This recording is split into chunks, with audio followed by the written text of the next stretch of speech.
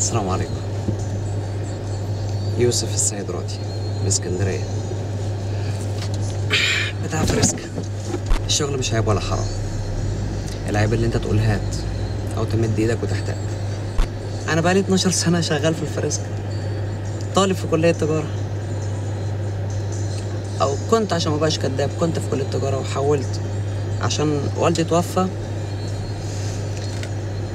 فاضطريت ان انا اشيل المسؤولية في البيت. عارفين والله كان زمان وانا صغير والدي كان عمال يشغلني، والله بابا انا نفسي اروح نادي، اشمعنى كل الاولاد عمالين يروحوا نوادي وانا لا؟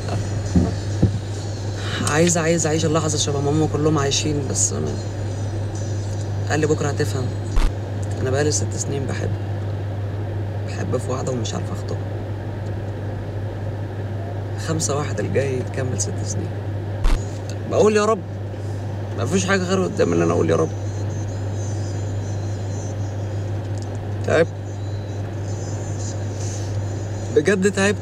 الناس كلها جايه عليا